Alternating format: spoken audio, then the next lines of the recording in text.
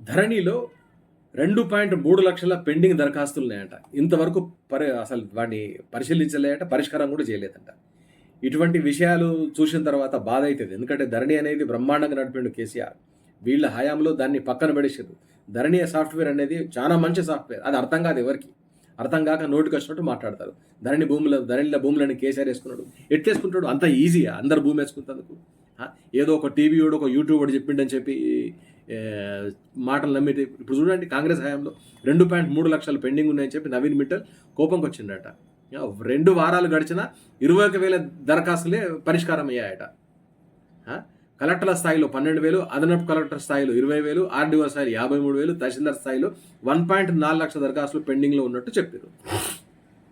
అంటే తహసీల్దారు వినడం లేదు. 1.4 లక్షలు వాళ్ళ చేతులు ఉన్నాయంటే తహసీల్దారులు ఎంత గొప్పోలో అర్థం చేసుకోవాలి మనం. వాళ్ళు అంటే వినరు. వాళ్ళు కేసీఆర్ అని అంటూ ఉంటేనే వింటారు వాళ్ళు. ఇప్పుడు 2.3 లక్షల దరఖాస్తులు పెండింగ్ ఉందంటే ఎంత గగ్గోలు పెడుతున్నారు రాష్ట్రంలో ప్రజలు. ఇది పట్టించుకోండి, ఇది సాల్వ్ చేయండి త్వరగా. ఎందుకు చేయరు?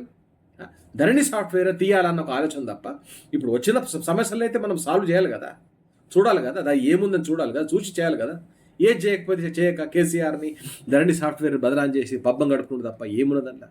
వాస్తవం చెప్పాలంటే ఈ చేతగాని ప్రభుత్వమే ఇది, ఏది చేయలేదు. ఇప్పుడు ఈ నవీన్ మిట్టల్ ఇంత మూలు కేసీఆర్ హయాంలో పనిచేసాడు. ఇట్లా చేసిండు ఆయన. అప్పుడు ఆయన వాళ్ళకు ఫ్రీ హ్యాండ్ ఇచ్చిండు.